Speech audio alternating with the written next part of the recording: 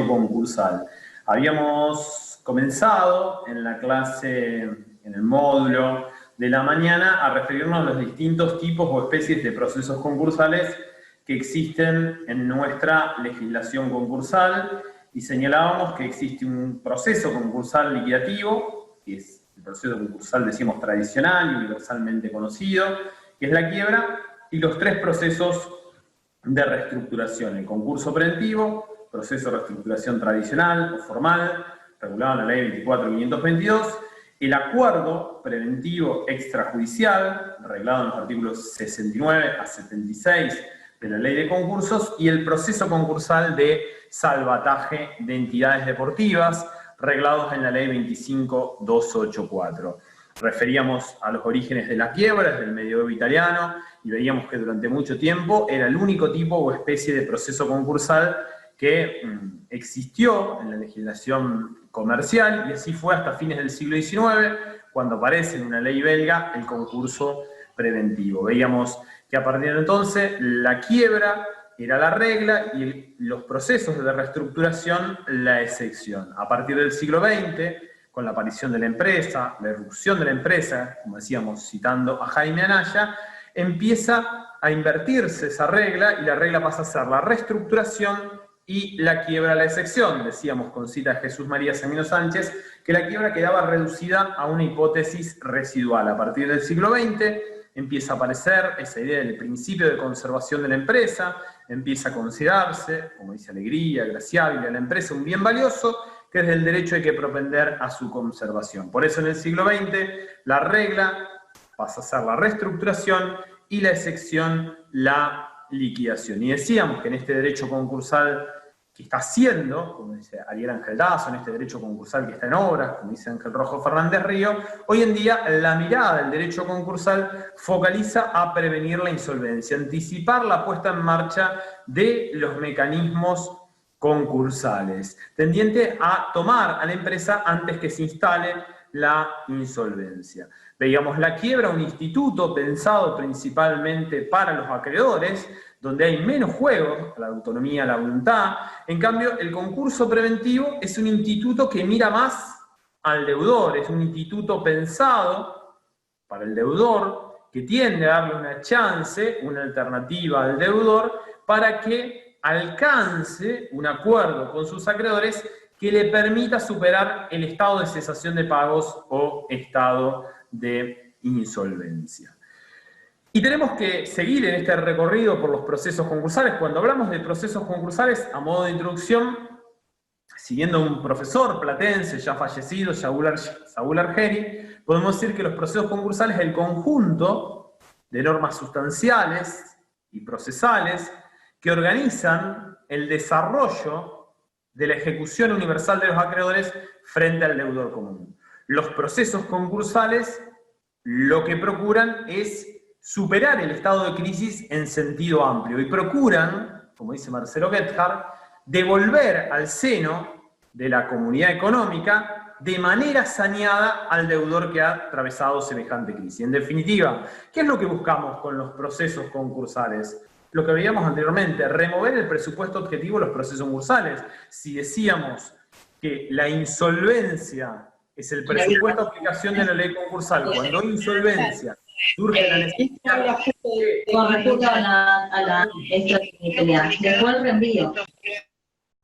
Lo que buscamos con los procesos concursales es superar ese presupuesto objetivo. El estado de cesación de pagos, en la definición que dábamos anteriormente, decíamos que es un estado general y permanente. Hablamos de permanente. Permanente, como bien dicen Junchen Bass y Molina Sandoval, no significa que sea perpetuo, porque precisamente a través de los procesos concursales, ¿qué es lo que tratamos de remover? El presupuesto objetivo, remover el estado de cesación de pagos. En algunos casos se va a remover a través de la reestructuración, y en otros casos a través de la liquidación del activo falencial para obtener el producido que se reparte entre los acreedores. De eso se trata nuestra disciplina. Como bien dice Gebhardt, en una obra recién aparecida este año, él comienza hablando en el capítulo 1, el derecho concursal es la respuesta legal a la insolvencia. ¿Y cómo le da la respuesta? A través de estas soluciones concursales que nosotros estamos viendo: liquidativa, la quiebra y las tres de reestructuración, concurso preventivo, acuerdo preventivo extrajudicial y proceso concursal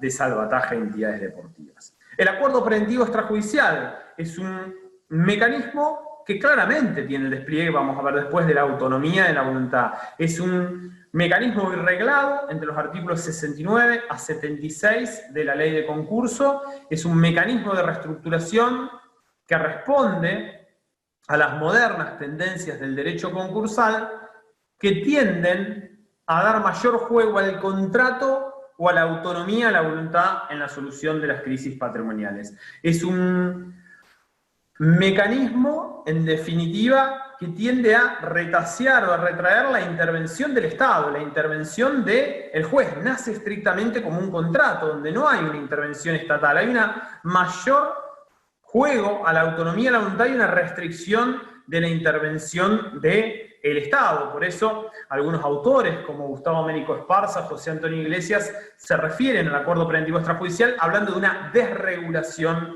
concursal. Claramente, el acuerdo preventivo extrajudicial es el paradigma del juego de la autonomía de la voluntad en los procesos concursales y es un mecanismo que responde a una corriente filosófica del derecho concursal que es el privatismo o el voluntarismo. Trata de que las soluciones a la insolvencia la encuentran los propios protagonistas de la crisis, que el deudor y el acreedor traten de buscar una superación o la solución a ese conflicto de insolvencia. Mecanismo del acuerdo preventivo extrajudicial de reestructuración que lo tenemos reglado, como decían los artículos 69 a 76. Lo tenemos reglado en la ley concursal desde 1983, con la ley 22.917, que lo incorporó a través de los denominados acuerdos preconcursales, los entonces artículos 125-1 y 125-2. Posteriormente, en 1995,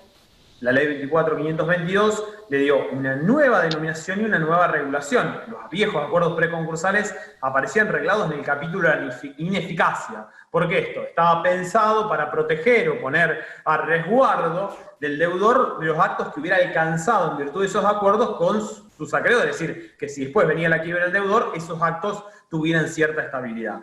En el año 95 se le da un tratamiento autónomo, artículos 69 a 76, en un capítulo autónomo, ya escindido de las inoponibilidades concursales y con una nueva denominación, acuerdo preconcursal. Y posteriormente, el acuerdo preventivo extrajudicial tuvo una gran reforma, que fue en el año 2002, con la ley 25.589, que le dio una nueva regulación al acuerdo preventivo extrajudicial, asimilando mucho los efectos de este instituto, tanto en lo que hace a presentación como homologación, en lo que tiene que ver concurso preventivo y acuerdo preventivo extrajudicial. A partir de allí, en la gran crisis del año 2001-2002, de la salida de una economía dolarizada, de la salida de la convertibilidad, fue el gran mecanismo de reestructuración. De hecho, en aquel momento, las grandes reestructuraciones de deudas privadas que se dieron por aquellos años, 2002, 2003, 2004, 2005, se usaron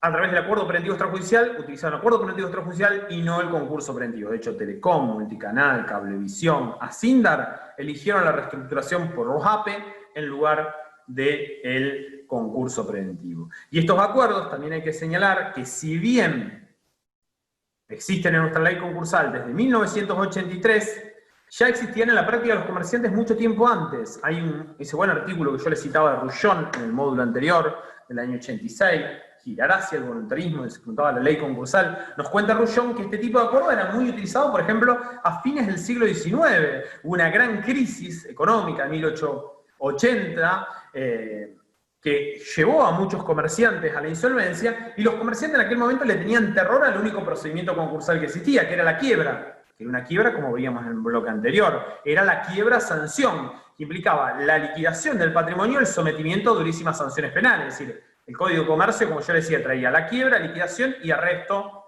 del fallido. Entonces los comerciantes, para tratar de escapar a estos efectos de la quiebra, empezaron a celebrar este tipo de acuerdos privados de reestructuración de deudas, que son los antecedentes de lo que hoy tenemos en nuestra legislación concursal. Después volveremos, cuando veamos los despliegues, al acuerdo preventivo extrajudicial.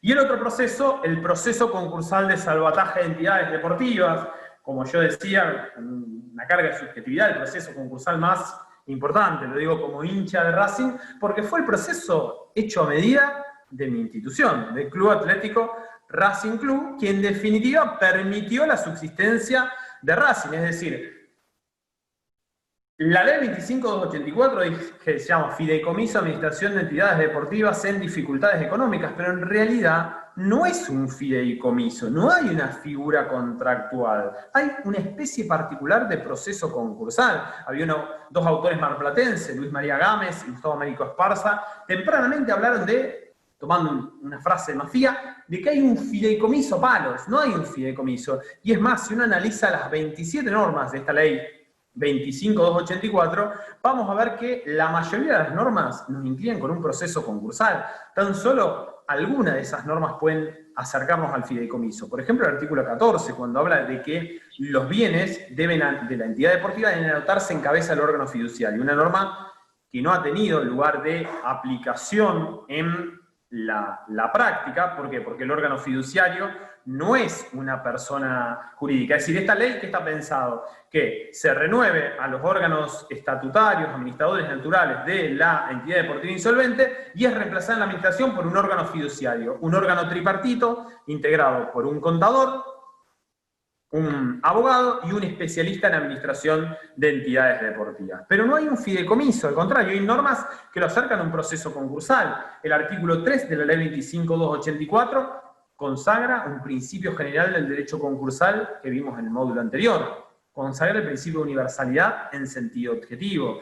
El artículo 6 habla de un sistema de ratificación por la asamblea para aquellos clubes que desde un concurso preventivo lleguen al proceso concursal de salvataje de entidades deportivas, similar a lo que establece la ley concursal para ratificar por la asamblea la presentación de un concurso preventivo. El artículo 13, infine, de la ley 25.284 consagra un instituto típicamente concursal, como es el fuero de atracción. El artículo 17 de la ley 25.284 consagra otro instituto típicamente concursal que referimos en el módulo anterior, que es el pronto pago. Es decir, en este proceso hay un mecanismo de tutela de los créditos laborales que es el pronto pago, similar al concurso preventivo, con algunas salvedades, que en el proceso de salvataje de entidades deportivas, rubros laborales privilegiados, muy común en los concursos de entidades deportivas, el rubro prima y premios, a pesar de ser rubros privilegiados de carácter remunerativo, no se pueden hacer valer por el pronto pago. En definitiva,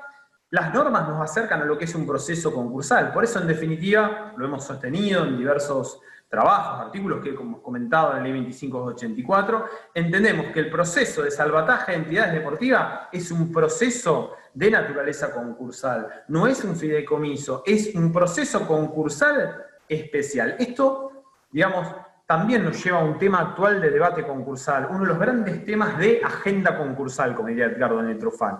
Hoy en día ha entrado en crisis uno de los grandes paradigmas del derecho concursal del siglo XX. Ha entrado en crisis la idea de unidad de soluciones concursales. Hoy, como dice Rivera, está en crisis la unidad de soluciones concursales. Hoy, como dice Chomer, está en crisis la unidad de proceso. Hoy ha entrado en crisis ese de los grandes paradigmas del derecho concursal del siglo XX, fue la unidad de proceso, esa idea tan defendida por el maestro Cámara, por Matienzo, de un único proceso concursal para todo tipo de deudor insolvente. Hoy nadie puede sostener que lo más eficiente para enfrentar los conflictos concursales sea un único tipo de proceso concursal aplicable a todo tipo de sujeto insolvente. Por el contrario, hoy, como dice Rivera, hay una crisis de la unidad de soluciones, como dice Chomer, una crisis de la unidad de proceso. Y la tendencia actual del derecho concursal es, como dice desde España Luis Cazorla González Serrano, legislar trajes a medida. Es decir, mirar las características del presupuesto subjetivo y diseñar soluciones concursales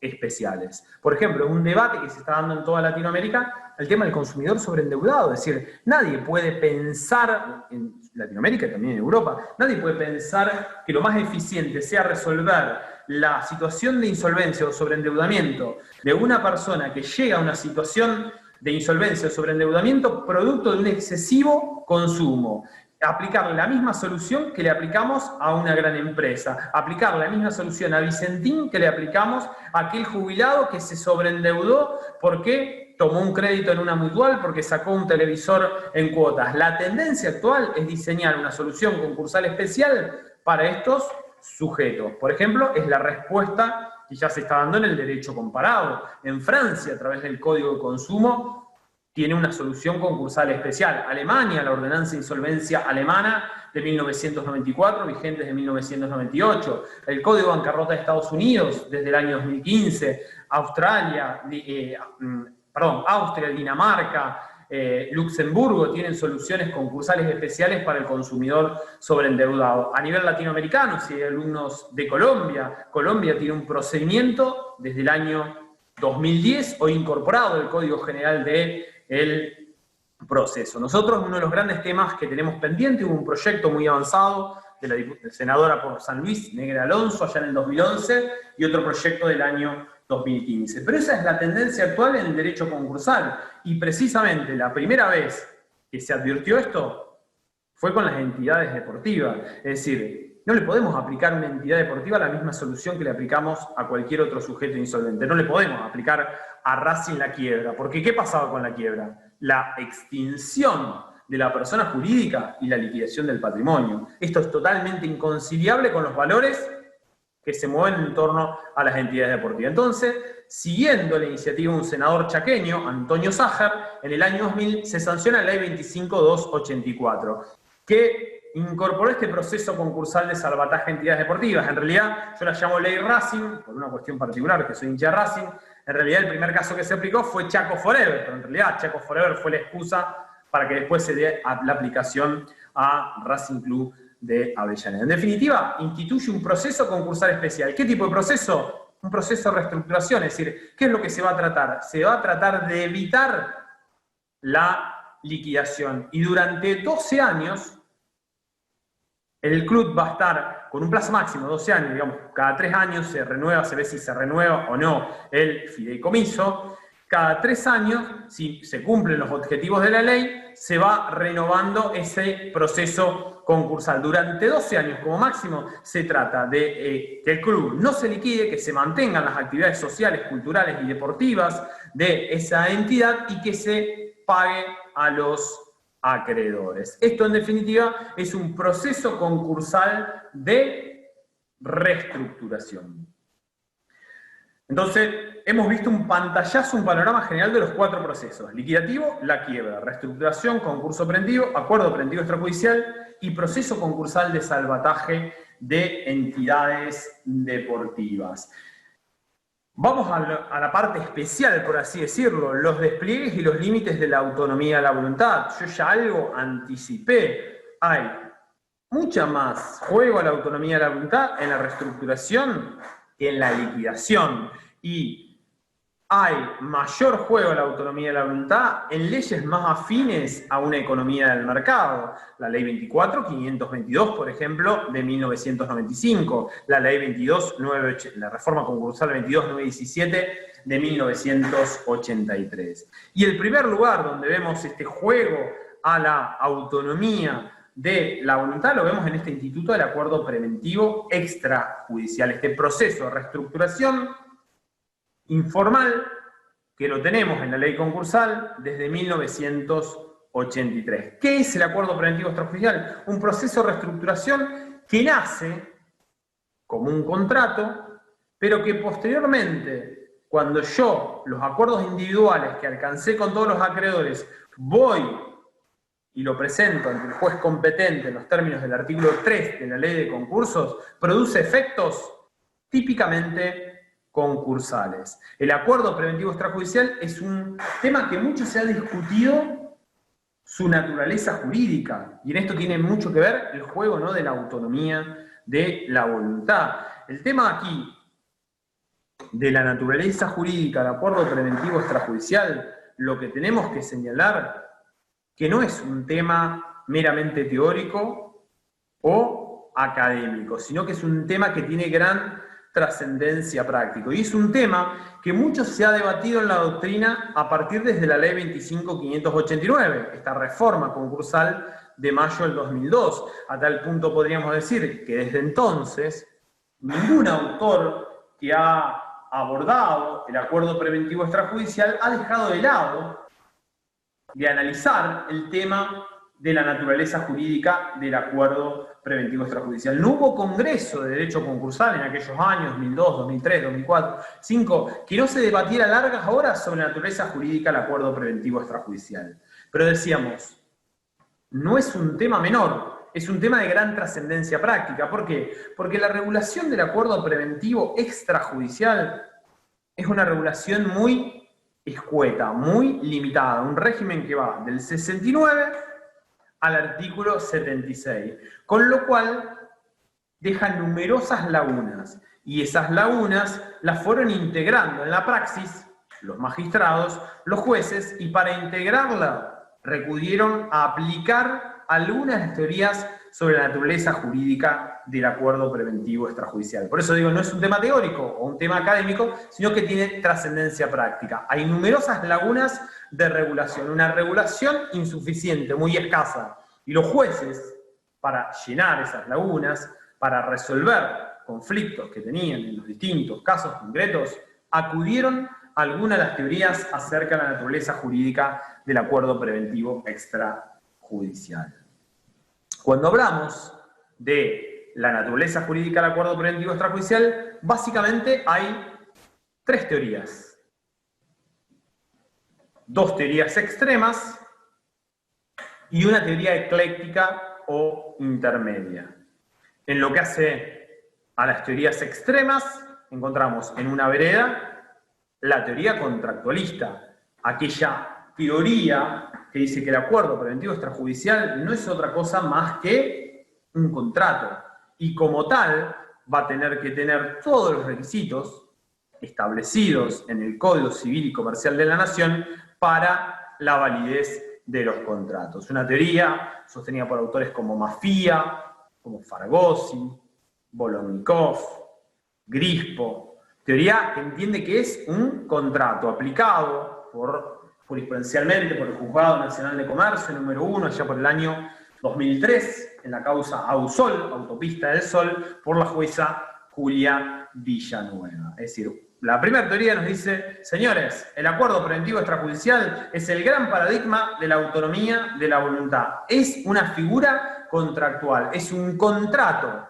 que celebra el deudor que está en estado de cesación de pagos o dificultades económicas o financieras de carácter general, que tiende a acordar con sus acreedores para tratar de superar ese presupuesto objetivo. Una figura contractualista que es criticada.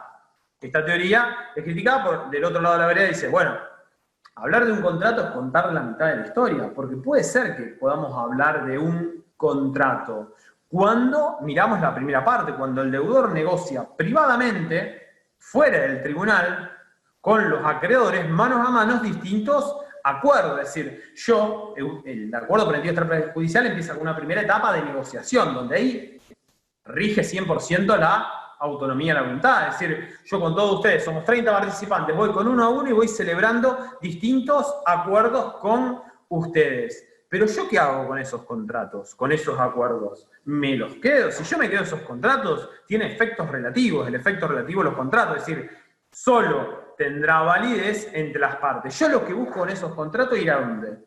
Llevar esa lista de contratos ante un juez y pedirle a un juez que me lo homologue. Y una vez que me lo homologa, empieza a producir efectos típicamente concursales. Por eso se critica esta teoría contractualista y dice, bueno, podemos hablar de un contrato al principio, cuando el deudor celebra estos acuerdos, negocia privadamente estos acuerdos con sus acreedores, pero cuando yo lo llevé la pila de contratos a un juez y le pedí su homologación, ahí dejó de ser un contrato, empieza a producir ya no efectos relativos, efectos erga omnes. Cuando se homologa, produce efecto a todo acreedor de causa o título anterior al pedido de homologación de un acuerdo preventivo extrajudicial, tanto a los ausentes o a los disidentes, es decir, aquel que me batalló durante todo el proceso. Por eso se hizo una teoría incompleta. Alegría criticaba esta postura y decía Héctor Alegría, su vocación, su intención y su causa fin es concursal.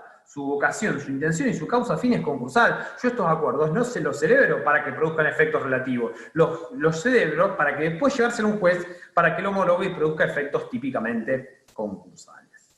En la otra vereda, se imaginarán, está la otra teoría, la que dice, no, señor, no es un contrato, es un instituto concursal. Esta teoría es una teoría que tomó mucha fuerza, especialmente allá en el 2002, con la ley 25.589, cuando asimiló los efectos del acuerdo preventivo extrajudicial y el concurso preventivo, tanto en lo que hace efectos de presentación como efectos de homologación. Esto llevó a algún autor, al cargo Marcelo Trufac, a hablar de que el acuerdo preventivo extrajudicial es un subtipo o subespecie de concurso preventivo. Es un instituto concursal, decían, y hablaba la doctrina, subtipo o subespecie de concurso preventivo. Esto era sostenido por autores como Trufac, como Lorente, como Barreiro, como Méndez, como Enz, como Natalia Exhibitano. Es decir, se asimilaron tanto con el 25.581 el efecto del acuerdo preventivo extrajudicial del concurso preventivo, que definitivamente es un subtipo concursal. Se hablaba, es un concurso preventivo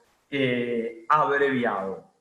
Esta teoría tuvo una aplicación jurisprudencial. ¿En qué caso? En el caso Banco Hipotecario Nacional. Allá por el año 2003, el Banco Hipotecario Nacional celebró con sus acreedores distintos tipos de acuerdos y se lo llevó, agarró toda la pilita, se lo llevó a un juez y dijo, señor juez, estos son los acuerdos que alcancé con mis acreedores, le vengo a pedir que me lo homologue bajo el régimen del acuerdo preventivo extrajudicial, artículos 69 a 76. Y entró, estaba de turno, el juzgado, o entró en el sorteo el Juzgado Nacional de Comercio número 14, por entonces a cargo del doctor Ángel Sala. El doctor Ángel Sala dijo, no, yo Banco Hipotecario Nacional no te los voy a homologar. ¿Por qué? Porque de acuerdo a la naturaleza jurídica del acuerdo preventivo extrajudicial, esto es un subtipo de concurso preventivo. Y así como vos, banco, entidad financiera del Banco Hipotecario Nacional, vos no podés celebrar un concurso preventivo, sos un sujeto excluido del concurso preventivo, como esto es un subtipo de concurso preventivo, también estás excluido del acuerdo preventivo extrajudicial. Criterio de Banco Hipotecario Nacional, que fue posteriormente confirmado por la Sala C de la Cámara Nacional de Comercio, y allá por el año 2011 terminó siendo confirmado por la Suprema Corte de Justicia de la Nación. Entonces nos encontramos. Me dicen que está bajo. ¿Se escucha bien? ¿Ustedes me escuchan bien?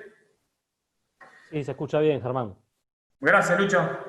Encontramos dos teorías extremas, la que dice que es un contrato y la que dice que es un instituto concursal. Y lógicamente apareció la teoría ecléctica, le dijo, bueno muchachos, no se peleen, es tanto un contrato como es también un instituto concursal. Todo tiene que ver con la etapa del proceso concursal que lo veamos. Y así apareció la teoría ecléctica. Junchen Bass y Mauricio Boreto dijeron, bueno, esto es un contrato judicial, es decir, tiene una primera parte contractualista, pero después pierde ese carácter contractualista cuando lo lleva un juez y pido la homologación judicial. A partir de allí produce efectos típicamente concursales. Postura, esta de ecléctica, sostenida por autores como Francisco Junchen Bass, Mauricio Boreto, Ariel Ángel Dazo, Martín Arecha, y es la postura que, por ejemplo, sostuvo el entonces juez del Juzgado Nacional de Comercio número 9, Eduardo Mario Fabio Dúa, en la causa Sindar. A medida que se iban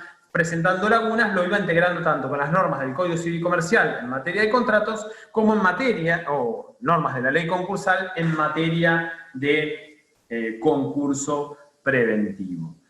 El acuerdo preventivo extrajudicial es un mecanismo de reestructuración que presenta ciertas ventajas respecto al concurso preventivo. Uno de ellos es la reducción de costos. Es un mecanismo mucho menos oneroso. Acá nosotros, ¿qué no tenemos? No tenemos síndico, no tenemos honorarios del síndico, con lo cual es una reducción importante en los costos. Es un mecanismo mucho más privado que el concurso preventivo. Tiene menor trascendencia o notoriedad de lo que es un concurso preventivo, y hasta el efecto psicológico en la sociedad es menor. No es lo mismo decir, Juan se presentó a un concurso preventivo que celebró un acuerdo preventivo extrajudicial. también tiene como ventaja respecto del concurso preventivo la menor limitación, menores límites, es decir, en concurso preventivo yo me presento y estoy sometido a un régimen de administración que después vamos a ver, cuestión que no existe en el concurso preventivo. Se fue integrando en algunos casos porque lo establecieron los jueces apelando a alguna teoría sobre la naturaleza jurídica. En el concurso preventivo, desde la resolución de apertura del concurso preventivo, el artículo 14 me manda a trabar la inhibición general de bienes. En el acuerdo preventivo extrajudicial no hay norma expresa que así lo diga. No obstante, algunos jueces lo fueron integrando y aplicando esta norma. Con lo cual tiene menor limitación que el concurso preventivo y menos controles. Por eso también a veces es muy peligroso y se presta a cierto fraude el acuerdo preventivo extrajudicial con respecto al concurso preventivo. Porque acá muchas veces, digamos, tenemos los beneficios del concurso preventivo sin los límites del concurso preventivo. No tenemos verificación de créditos y no tenemos síndico. ¿Cómo surge el pasivo del acuerdo preventivo extrajudicial? Surge la propia denuncia que hace el concursado en el momento que solicita la homologación del acuerdo preventivo extrajudicial. Por lo cual, en la práctica, los jueces empezaron a poner ciertos límites al acuerdo preventivo extrajudicial porque esto se prestaba a, especialmente a partir de la ley 25.589, a ciertos fraudes. Por lo cual, empezaron a llenar estas lagunas y a ponerle las limitaciones que venían propias del concurso preventivo. Otra ventaja, su rechazo no causa estado, no causa la quiebra. Es decir, yo, cuando empiezo a transitar un concurso preventivo, ¿qué es el concurso preventivo? Y el concurso preventivo es un pedido de quiebra condicional. Es decir, todos debemos saber que si yo solicito la formación de un concurso preventivo, una vez que termina la etapa constitutiva, que no queda desistido el concurso preventivo porque se cumplieron todas las cargas de la ley, se publicaron los edictos, se depositó el dinero para los gastos de correspondencia, empiezo a transitar un camino que no tiene regreso. O lo homologo o fracasa el concurso preventivo y deviene la quiebra indirecta. En cambio, yo el acuerdo preventivo extrajudicial llevo ante un juez todos los acuerdos que celebré con ustedes y el juez me dice, no te lo homologo por tal motivo, no te dieron las mayorías, no me declaran la quiebra. No impide que yo nuevamente celebre un acuerdo preventivo extra concursal. Y es un instituto concursal más igual que el concurso preventivo. Por eso, alguna época se criticaba la denominación del régimen anterior.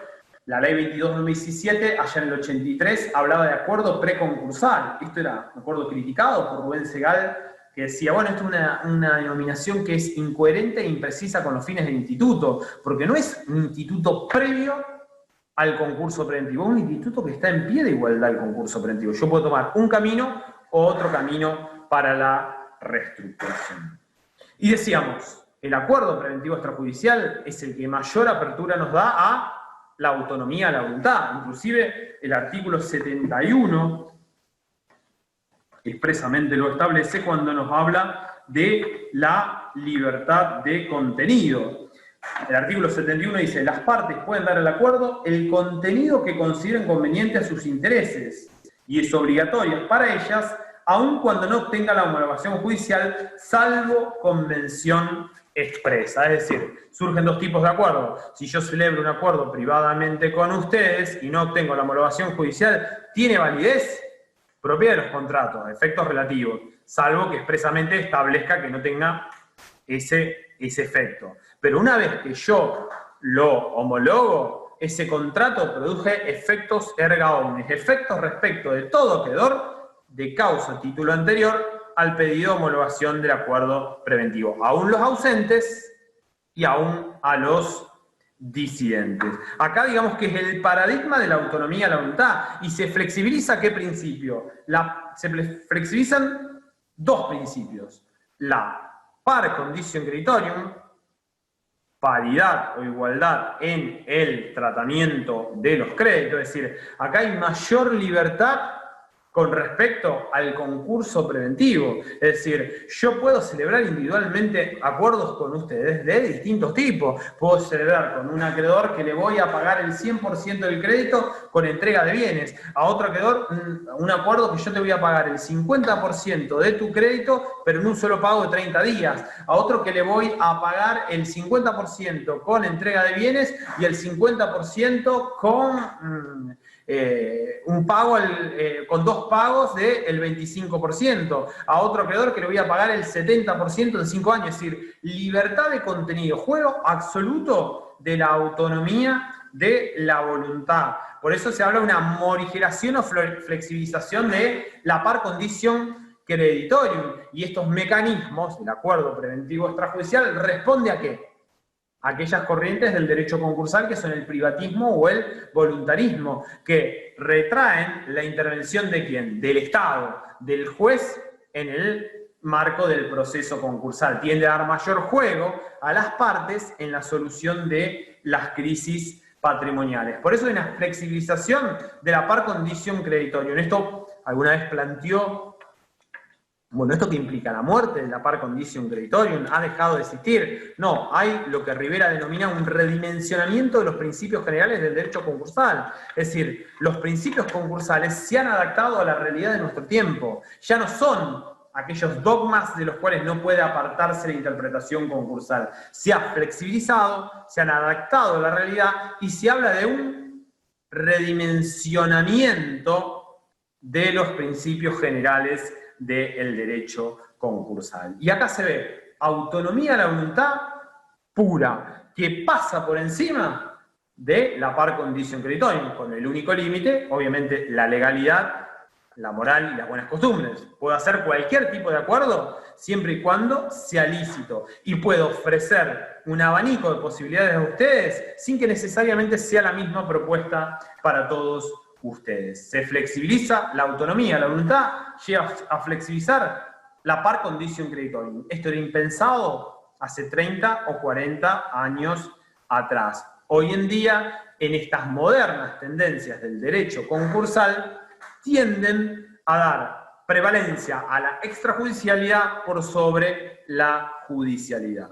Y así como la autonomía de la voluntad ha llevado a flexibilizar la par condition creditorium, también lleva a flexibilizar otro principio, la universalidad en sentido subjetivo. Esto también es otro de los cambios del derecho concursal, un tema de debate concursal, un tema de agenda concursal. Hoy en día, como dice el autor marplatense, Hugo Enjábal, podemos hablar de una universalidad subjetiva en sentido relativo. Esto era impensado cuando yo allá en el año 2000 cursé Derecho Concursal, pensar un proceso concursal que no comprenda a todos los acreedores. Hoy esto está cambiando y a veces uno se pone a pensar, no está mal esta idea de decir, ¿por qué yo voy a meter en un proceso concursal a todos los acreedores? Si mi problema es con los acreedores financieros y los acreedores fiscales, ¿por qué voy a meter a los acreedores laborales? ¿Por qué no sectorizo el pasivo que voy a reestructurar? Esto era hace 20, 30 años atrás totalmente impensado. Hoy, en definitiva, este mayor juego del voluntarismo-privatismo, este mayor juego de la autonomía de la voluntad, me permite también relativizar, flexibilizar la universalidad en sentido subjetivo.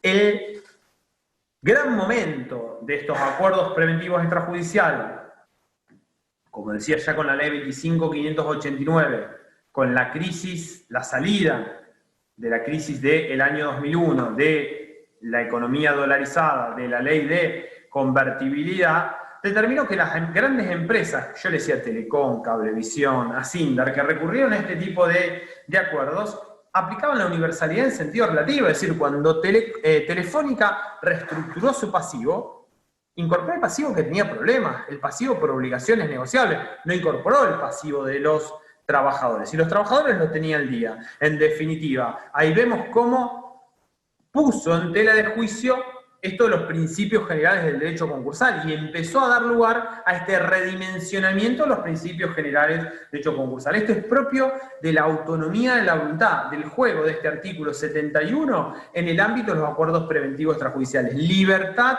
de contenido. Esta libertad de contenido me lleva a flexibilizar la par condicio creditorium. Esta libertad de contenido me lleva a pensar en una universalidad en sentido relativo. ¿Por qué voy a meter a todo el pasivo concursal en un proceso de reestructuración? Si solamente tengo problemas con los, como era Telefónica, con los acreedores titulares de obligaciones negociables. Si solo tengo problemas con los acreedores financieros, con los acreedores fiscales, ¿por qué voy a meter a los proveedores o voy a meter a los trabajadores? Estos son temas actuales de debate actual del derecho concursal. Este derecho concursal, que como decía, con cita de Ángel Lazo, está haciendo esto hace 20 años atrás, era totalmente impensado. Y esto tiene que ver, aunque el derecho concursal, como decía la doctora Nicolau, es un derecho en el cual hay mucho impulso oficioso, mucho de lo público. Bueno, hoy lo público está ciertamente en retroceso respecto a lo privado. El acuerdo preventivo extrajudicial es el fiel paradigma de la autonomía de la voluntad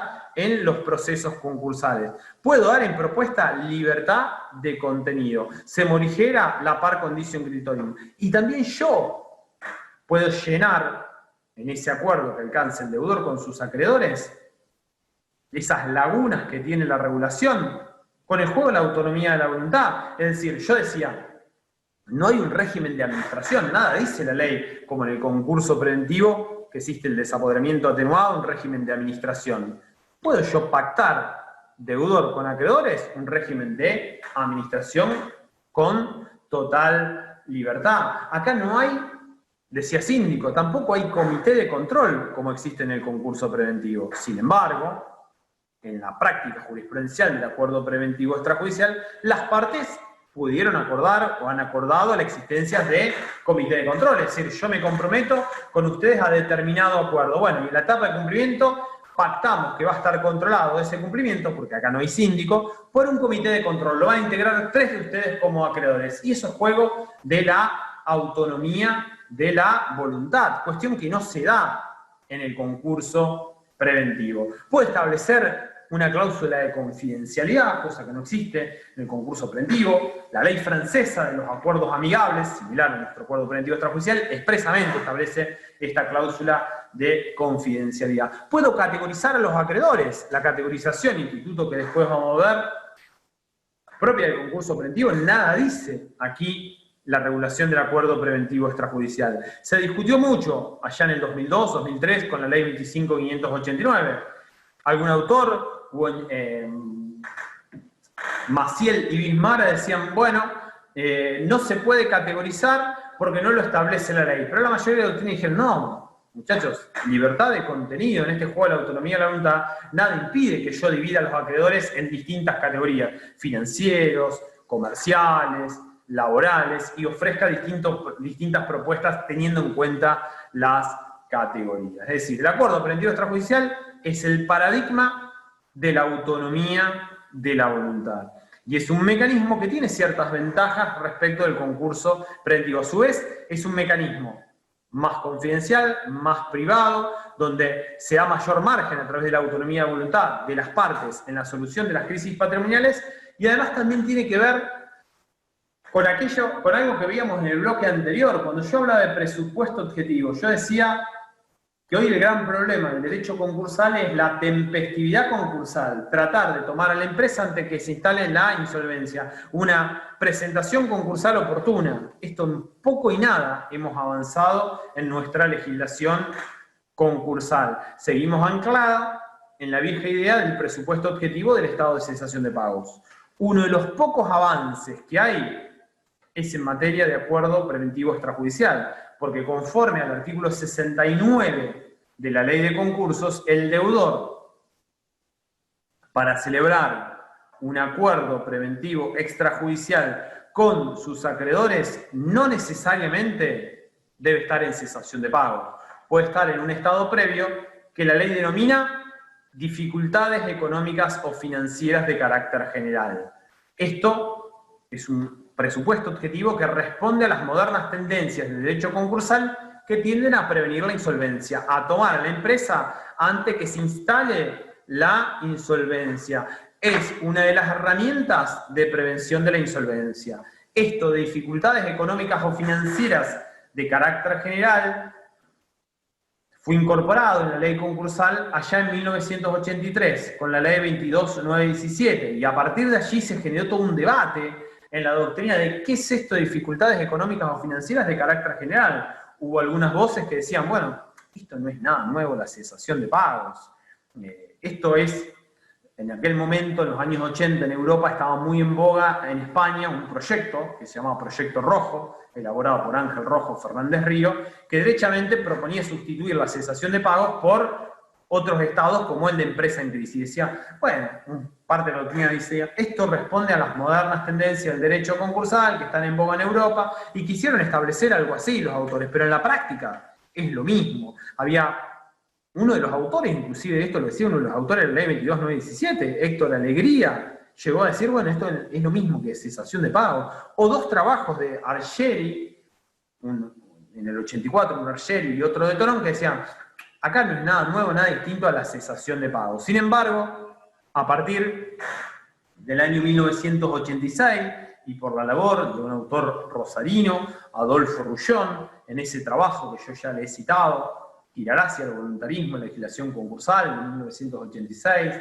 y a través de un libro publicado en 1986 por Editorial Astrea, que se llamaba Reformas Concursales, Rullón empezó a decir, no, hay diferencias entre la cesación de pagos y las dificultades económicas o financieras de carácter general. Y decía Rullón, esto de dificultades económicas financieras de carácter general es un estado previo a la insolvencia, es decir, es un estado intermedio entre la solvencia e insolvencia bien definido. Rullón decía, es un estado intermedio entre solvencia e insolvencia bien definida.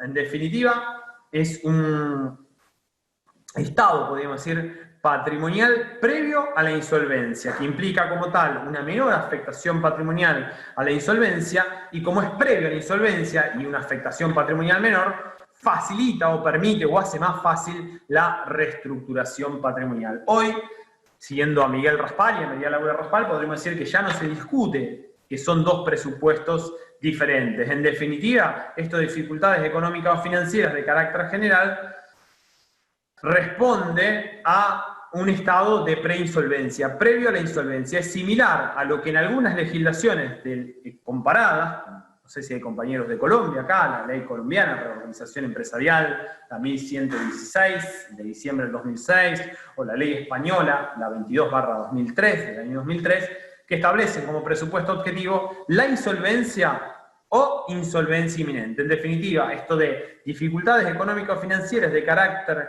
general es una situación de preinsolvencia, un estado previo a la insolvencia. Es lo que en otras legislaciones, llámese España, llámese Colombia, hablan de una insolvencia inminente.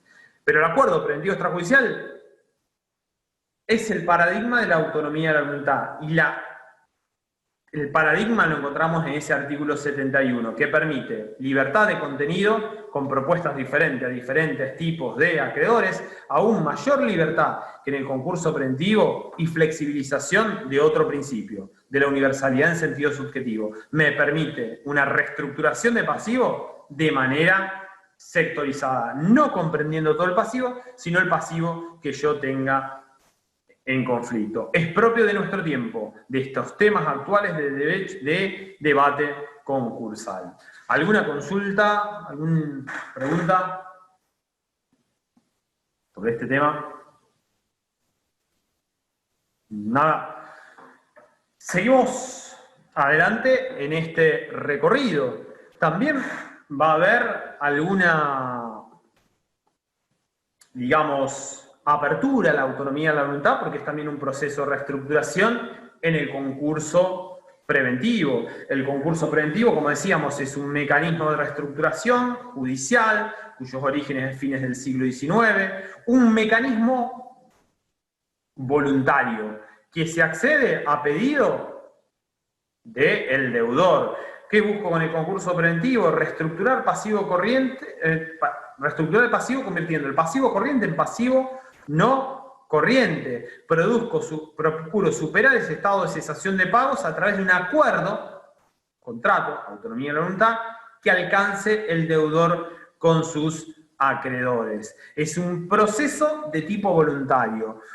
Acá hago un paréntesis, porque también es un tema interesante actual de derecho concursal, tal vez para tratar, puede ser una tesis doctoral, el tema de la legitimación para el acceso a los procesos concursales. En nuestra legislación concursal, el único que está legitimado para solicitar la formación del concurso preventivo es el deudor. Esto es un tema que hoy está siendo materia de debate a nivel universal. ¿Está bien que el deudor sea el único que puede solicitar la apertura de un proceso de reestructuración?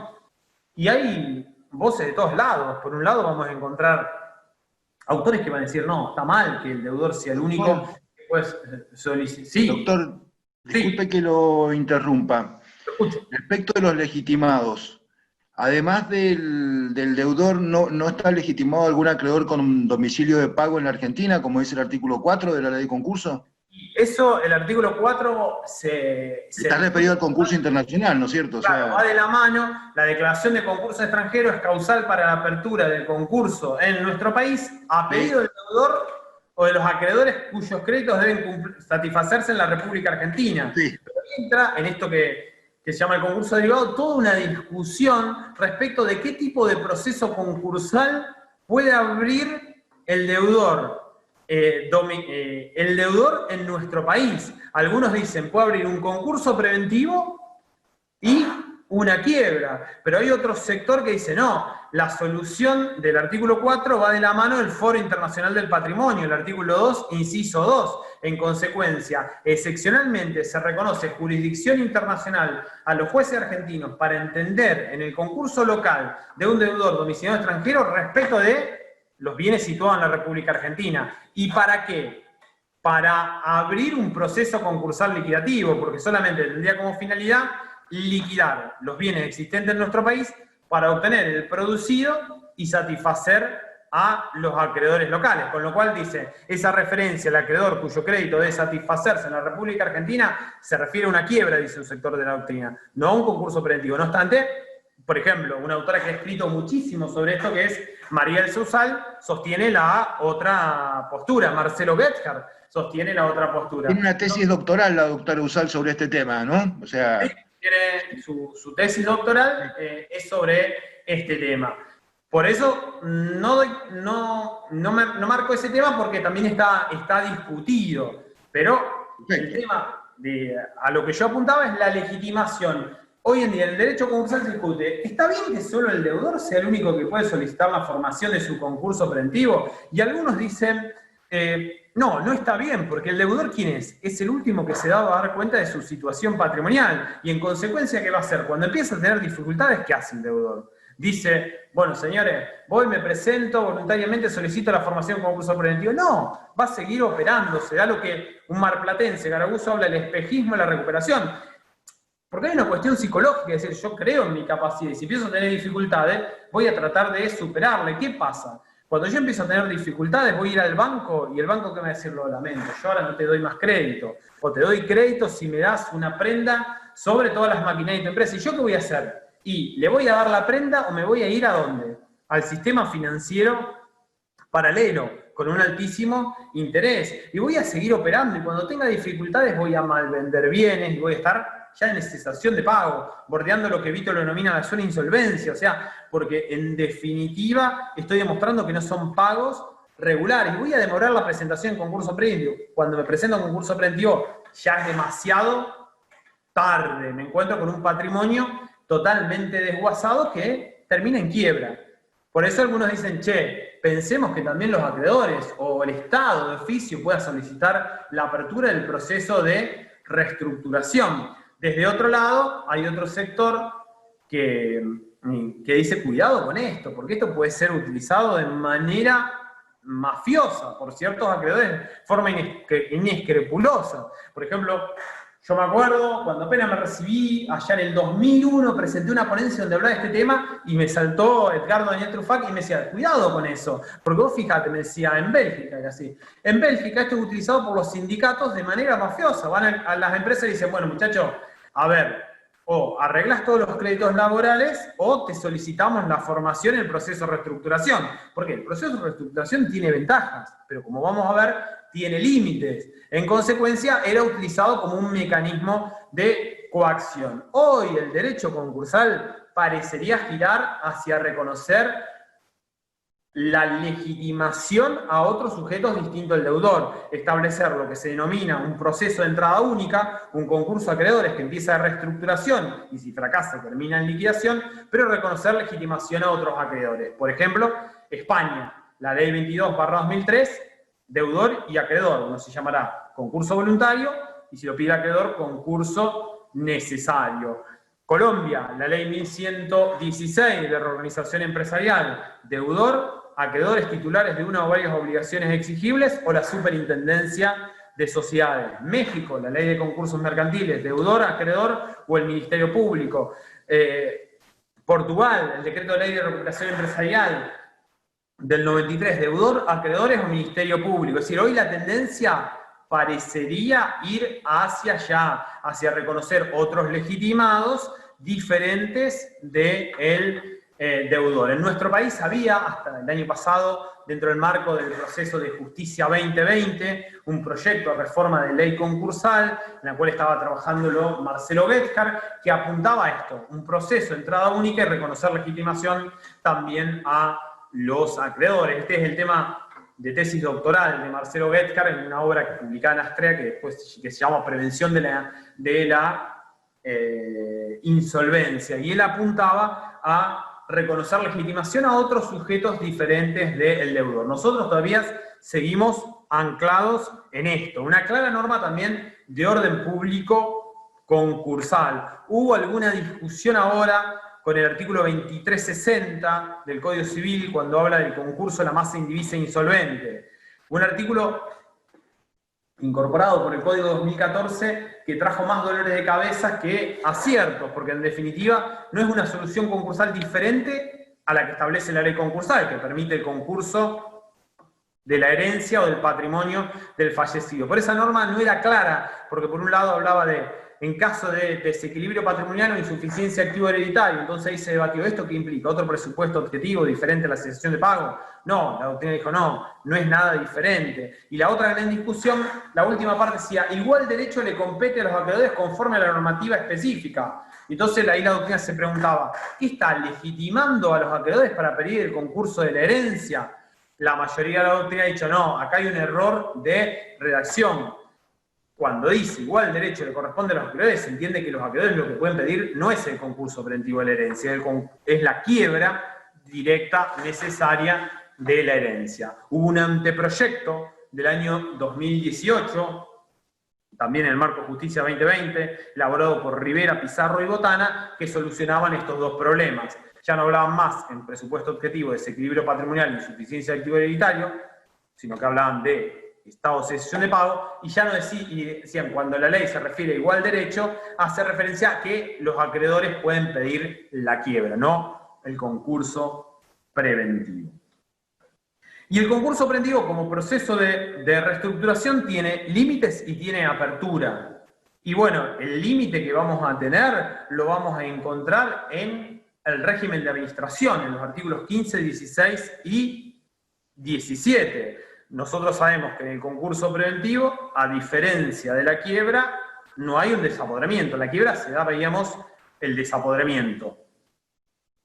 Desapoderamiento pleno como efecto patrimonial que implicaba en el fallido la privación de la facultad de administrar y disponer del patrimonio. Eso no se da en el concurso preventivo. Concurso preventivo se da lo que los italianos denominan el moderado desapoderamiento, el desapoderamiento atenuado, Provinciali hablaba de la desposesión atenuada, los franceses hablan de la administración vigilada. El 15 dice, el concursado conserva la administración de su patrimonio y actúa bajo la vigilancia del síndico, es decir, el concursado sigue administrando, pero empieza a tener el contralor del síndico. Esto es un límite. Esto lo podemos relacionar con un tema actual, sin entrar a hablar de política, pero en definitiva, Vicentín tienen controles. ¿Cuál es el control? El control del concurso preventivo no es libre la administración de Vicenter. Hay restricciones a la disponibilidad propias del régimen de administración del concurso preventivo. El concursado conserva la administración de su patrimonio, pero actúa bajo el controlor del síndico. No hay forma alguna del avance de la autonomía de la voluntad. Acá claramente es una limitante. Yo administro bajo el controlor del síndico. Y a partir de allí aparecen 3 tipos de actos. Los actos permitidos, los actos prohibidos y los actos sujetos a autorización judicial. Actos permitidos, los actos de libre administración. Yo puedo realizar libremente qué tipo de actos. Y yo puedo pagar los sueldos, yo puedo pagar a los proveedores, puedo hacer todo acto que haga el giro ordinario de mis negocios. Si yo vendo, qué sé yo, libros, puedo vender los libros. Si yo vendo autos, no, por más que sea un bien registral, no necesito autorización judicial si hace el giro ordinario de mis negocios. Luego están los actos prohibidos, actos que no puedo realizar ni siquiera con autorización judicial. ¿Qué actos no puedo realizar? Y los actos a título gratuito o que importen alterar la situación de un acreedor de causa o título anterior a la presentación en concurso preventivo. ¿Qué no podría ser? Y si yo me presenté en concurso preventivo, no puedo donar mi auto. Si yo me presenté en concurso preventivo, no puedo alterar la situación de un acreedor preconcursal. No puedo pagarle a un acreedor porque ¿qué estaría haciendo? Un acto prohibido, un acto violatorio. ¿De qué principio? La par condition creditorium. Acá se mantiene la par condition creditorium. Yo no puedo pagarle a Juan porque viene y protesta y decirle, pará, tranquilo, Juan, ¿cuánto te debo? 20.000 pesos, mira, tengo unos ahorritos, yo te pago. Porque lo estoy excluyendo de la concurrencia, de la concursalidad. Estoy violando el régimen de administración. Estoy haciendo un acto que beneficia a un acreedor y perjudica al resto de los acreedores. Estoy violando la par condition creditorium. Son actos prohibidos. Luego hay actos sujetos a autorización judicial, que los voy a poder realizar, todos los que tengan que excedan el giro ordinario de los negocios, los que tengan que ver con los bienes registrables, siempre y cuando me los autorice el juez, siguiendo el procedimiento del artículo 16.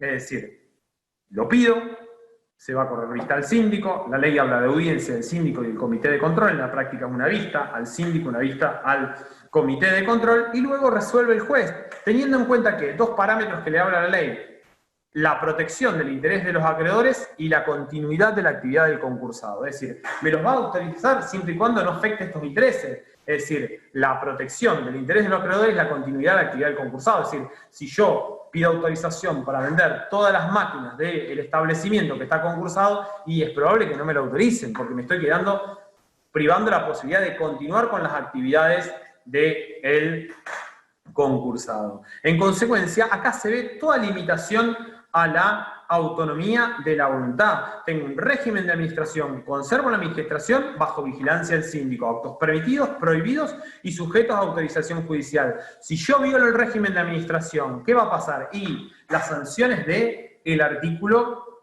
17, la inoponibilidad del acto, un acto válido entre las partes, pero que no produce efectos respecto a terceros, respecto al resto de los acreedores. Y la sanción adicional, la que hoy se habla en el tema de Vicentín, la separación de los administradores. Y el juez puede graduar designando un vedor controlador o un interventor. En consecuencia, acá no hay juego alguno para la autonomía de la voluntad. Hay una clara limitación a la autonomía de la voluntad. ¿Por qué? Porque se trata de proteger a toda la universalidad de acreedores, porque estas violaciones del régimen de administración pueden ser lesivas para el beneficio de todos los acreedores. Primer límite lo vamos a encontrar en los artículos 15 y 16, con las sanciones del artículo 17. Un régimen de administración. Ingreso en el concurso preventivo con un contralor de el síndico. Con lo consecuencia, hay limitaciones a la autonomía de la voluntad. ¿Qué otra más limitación nosotros vamos a encontrar en esta primera etapa? Y lo vamos a encontrar en el control de la propuesta abusiva o en fraude a la ley. El artículo 52, inciso 4, consagrado normativamente allá en el 2002 por la ley 25 589. Es decir, a lo largo del concurso preventivo juega la autonomía de la voluntad, porque ¿yo qué hago? Una propuesta que la negocio con mis acreedores concurrentes. Y si obtengo las mayorías legales que establece el artículo 45, estoy en condiciones de aspirar a la homologación judicial. Es decir, una propuesta que debe obtener la anuencia de los acreedores en el doble régimen de mayorías que establece el artículo 43. Mayoría absoluta de acreedores que representen 2/3 partes de capital quirografario computable. Es decir, más de la mitad de los acreedores deben estar prestando la anuencia y deben representar el 66,67% del pasivo quirografario. Yo tuve las mayorías de los acreedores. Ya con eso, ¿me van a homologar el acuerdo? Y no, el juez va a hacer un control de legalidad. Ya no es el régimen que existía en el 72 al 95, donde el juez hacía a su vez un control de oportunidad. Es decir, el juez valoraba a la hora de la homologación si yo era merecedor o no de la solución preventiva. Hoy lo que hace es un control de legalidad. Si el juez considera que esa propuesta es abusiva o en fraude a la ley, no me va a homologar el acuerdo. Esto fue incorporado expresamente por la ley, allá por la ley, por el año 2002, por la ley 25.589, estableció expresamente que un juez nunca va a homologar una propuesta que sea abusiva o en fraude a la ley. Mucho se discutió y se dijo, bueno, en definitiva esto no es ninguna novedad, esto ya estaba en la ley concursal, porque la ley concursal tiene que dialogar el diálogo de fuentes con el Código Civil, entonces, solo Código Civil, y en definitiva, ¿qué sí tiene el Código Civil? Instituciones que proscriben el fraude a la ley e instituciones que proscriben el abuso del derecho. Esto se había planteado en un caso antes del 2002 que era Línea Vanguard, en la cual el concursado había obtenido un acuerdo con sus acreedores que implicaba un pago a 25 años de los créditos. Entonces el juez le dijo, no te lo voy a homologar porque en definitiva esta es una propuesta abusiva, es decir, adoptó esa solución aún antes que estuviera expresamente previstas en la ley. En consecuencia, hay acá un claro límite a la autonomía de la voluntad, por demás que yo tenga todo el acuerdo de la mayoría de ustedes para alcanzar, me dieron la conformidad a un acuerdo, un pago de el 35% en 10 años, puede ser que el juez me diga, no, yo no te lo voy a homologar porque esta propuesta es abusiva. Vos estás proponiendo un 35% y en realidad, de acuerdo a las constancias que existe en el expediente, esta propuesta es abusiva, vos podés proponer mucho más. Entonces, vuelva y en realidad, ahí si el juez no homologara, tendría que declarar la quiebra, pero después en la práctica apareció lo que se conoce como la tercera vía. El juez adoptó una solución intermedia, es decir, no declara la quiebra ni homologa, vuelve la propuesta al concursado para que mejore esa propuesta. Acá claramente encontramos institutos que implican una limitación a la autonomía de la voluntad. Por demás que yo alcancé las mayorías del artículo 45 con mis acreedores, el juez hace un control de legalidad. Si considera que esa propuesta es abusiva o fraudulenta, no me va a homologar el acuerdo. La solución, como decía, sería la quiebra. En la práctica, a partir de este caso, Línea Vanguard, y a partir de otro caso, con el Májer de Carlucci de Mendoza, el caso Pedro López, apareció lo que se conoce como la tercera vía, que después también se planteó en el caso de Correo Argentino. Es decir, no homologo ni declaro la quiebra. Vuelva la propuesta del concursado para que readecúe esa propuesta. Ahí nosotros claramente lo que estamos viendo es limitaciones a la autonomía de la voluntad. Dentro de una figura contractual como el acuerdo, hay ciertos límites. Yo la administración no la tengo libre y tampoco cualquier cosa por demás que tengan la mayoría de los acreedores se va a homologar. Se limita la autonomía de la voluntad con el control de legalidad que hace el juez en el artículo 52, inciso 4. Pero hay también, así como hay límites, va a haber aperturas a la autonomía de la voluntad.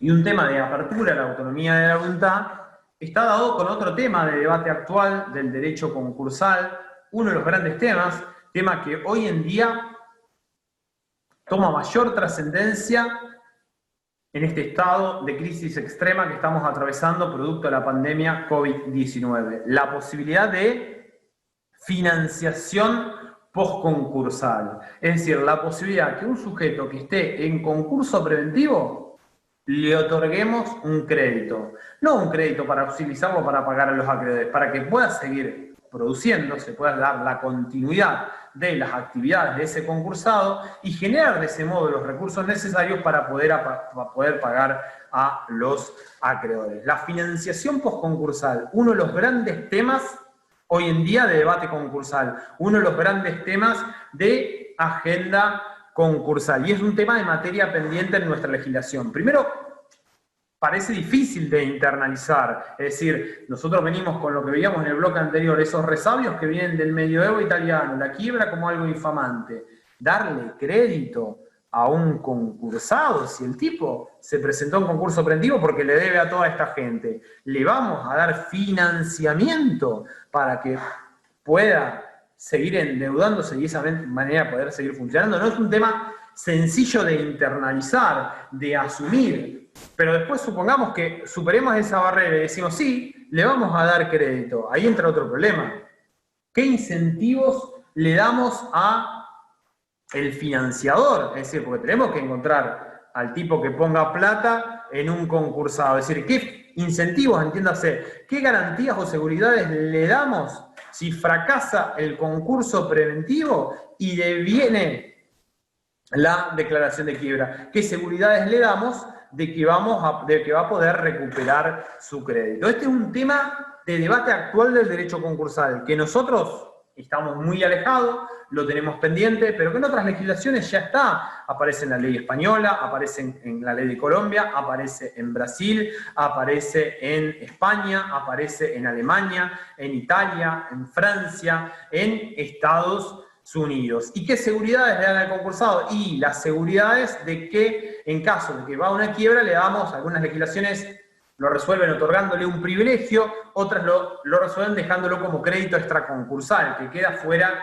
del concurso. Aún así, el tema no es sencillo, porque algunos dicen, bueno, está bien, queda fuera del concurso, pero nunca estos créditos del fresh money, del postfinanciamiento, van a poder desplazar a ciertos créditos que son sensibles, los créditos de los trabajadores, los créditos públicos o los créditos de ciertos sujetos vulnerables. Por eso, hoy es un tema de debate y no resulta sencillo el equilibrio de todos los intereses que van a aparecer en juego. Y esto, en definitiva, para que funcione, requiere de la autonomía de la voluntad, porque en definitiva ese acuerdo que yo alcance con el financiador va a tener que ser autorizado por el juez, liberando ¿qué régimen? El régimen de administración del artículo 16. En definitiva va a ser un acto sujeto a autorización judicial en los términos del artículo 16, que el juez me lo autorizará meditando la protección del interés de los acreedores y la continuación de la actividad del concursado. Hoy es el gran tema pendiente en nuestra legislación concursal. Mañana ustedes van a leer con el doctor Marcelo Bedrovnik. Yo recuerdo ya algún trabajo de Bedrovnik allá en el año 2006, en el Congreso de Insolvencia, que planteaba la necesidad de financiamiento concursal. Y acá nosotros el gran obstáculo para el financiamiento concursal lo tenemos con las normas del Banco Central de la República Argentina, que un sujeto cuando se presenta en concurso preventivo me lo van a categorizar en 4, con lo cual yo cuando vaya a un banco a pedir un crédito, ¿qué me van a decir? No, vos estás concursado, yo no te doy crédito. O sea, el gran obstáculo son las propias normas del sistema financiero que impiden ese financiamiento concursal. En nuestro país hubo algún avance allá en el 2002, con la crisis económica financiera del 2001, salida de la convertibilidad, la denominada Ley 25.563, denominada Ley de Emergencia Productiva y Crediticia, una ley que tuvo una efímera vida, una corta vida, 2 o 3 meses de vigencia, una ley producto propio de un derecho de sección, de un estatuto especial de emergencia, como era la 25.563, que paralizaba todo el proceso concursal, ralentizaba el proceso concursal, es decir, paralizaba los pedidos de quiebra, alongaba el periodo de exclusividad, alongaba el paso para el cumplimiento del acuerdo preventivo, y a su vez traía una norma que establecía que los bancos debían dar financiación concursal a las empresas que estaban en concurso. Fue una ley que tuvo poca vigencia. En aquel momento las presiones del Banco Monetario, el Fondo Monetario Internacional y el Banco Mundial sobre el gobierno de turno determinaron que esta ley fuera derogada y apareciera la ley 25.589. Pero un antecedente de esta financiación postconcursal aparece en esta ley 25.563. Hoy, en este escenario de pandemia, donde se vuelve a hablar que es necesaria una intervención concursal, es decir, hoy en el Congreso hay numerosos proyectos de reforma de ley concursal que tratan de establecer, algunos, modificar la ley concursal, u otros, establecer un estatuto excepcional, extraordinario, de carácter transitorio, para mitigar las consecuencias dañosas de la pandemia COVID-19. Y vuelven muchas hacia un sistema similar al de aquella ley 25.563, ralentizando los procesos concursales, proyectos que hablan de la paralización de los pedidos de quiebras, proyectos que hablan de la elongación del periodo de exclusividad, de la readecuación de la propuesta. Y también hablan de la necesidad de financiamiento postconcursal. Hoy, toda la doctrina que ustedes escuchen hablar de la pandemia COVID-19 están diciendo, bueno, acá es esencial, hay un trabajo, uno de los primeros trabajos que se publicó de Dasso y Botteri, hablan del financiamiento postconcursal. Un trabajo que publicamos en Derecho en Jurisprudencia Argentina, Pensar en Derecho Concursal frente al COVID-19, hablamos del financiamiento postconcursal. Daniel Roquevito, en una conferencia de la UBA, habla del financiamiento postconcursal. Parecería que es necesario para superar esta crisis extrema, producto propio de la pandemia COVID-19, la necesidad de un financiamiento postconcursal. El derecho comparado de emergencia ya también lo ha establecido. Por ejemplo, España. España ha tenido una rápida respuesta del legislador concursal a su estado de alarma, producto propio de la pandemia COVID-19, y una de las últimas respuestas fue el Real Decreto 16/2020, que establece expresamente una especie de financiamiento postconcursal. En España, la legislación concursal ordinaria, por así decirlo, establece que aquellos créditos que dan los socios o personas especialmente vinculadas con el concursado son créditos subordinados. Es decir, si yo, socio de una empresa, le presto a mi propia empresa, se lo puedo prestar, pero en un escenario concursal futuro voy al final de todo. Soy un crédito que está postergado, un crédito que está subordinado por expresa disposición de la ley. En ese caso, la legislación de emergencia transitoriamente, durante 2 años posteriores, los concursos que se abran en 2 años posteriores a cesado el estado de alarma, los créditos provenientes de aportes de personas especialmente vinculadas por el deudor no van a tener más ese carácter de subordinación. Claramente lo que está tratando de hacer en esta situación de crisis extrema por la cual estamos atravesando, una solución extraordinaria. Tratar de, lo que antes trataba de no generar incentivo, ahora incentiva que haya créditos, producto propio de las personas vinculadas para tratar de superar esta pandemia, los efectos negativos de la pandemia COVID-19. La financiación postconcursal solamente puede pensarse con un juego propio de la autonomía de la voluntad. O así, ahí vemos una apertura a la autonomía de la voluntad. Otra apertura a la autonomía de la voluntad, y la vamos a ver en un instituto que entró allá en 1995, en la categorización de acreedores. Es decir, una de las grandes novedades que trajo la ley 24.522 de 1995 fue la posibilidad de categorizar o agrupar a los acreedores en distintas categorías. Esto, en cierta manera, implica una flexibilización de la par condicio criterium, paridad, igualdad en el tratamiento de los créditos. Acá también vemos una solución que responde al voluntarismo o al privatismo. Y vemos también una clara aplicación del principio de conservación de la empresa.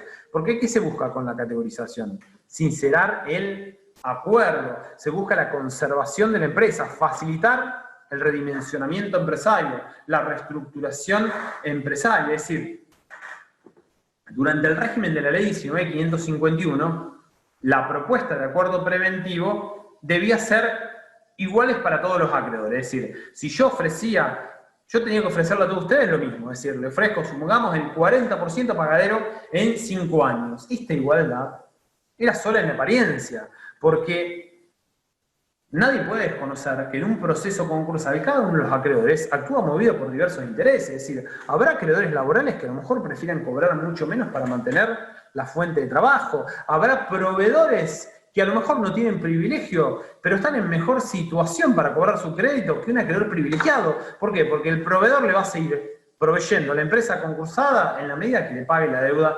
preconcursal. En consecuencia, esto de una propuesta única para todos los acreedores era solo en apariencia y había que sincerar el acuerdo. Y así apareció la categorización de acreedores, la posibilidad de agrupar a los acreedores en distintas categorías a fin de ¿qué? De ofrecer propuestas concordatarias diferentes. Es decir, esto es una forma de sincerar el acuerdo y de facilitar la conservación de la empresa. Yo parto de la base que no todos ustedes, mis acreedores, son iguales. Cada uno tiene distintos intereses. Entonces agrupo a los acreedores en distintas categorías. ¿Para qué? Esto tiende a facilitar el acuerdo. ¿Para qué categorizó?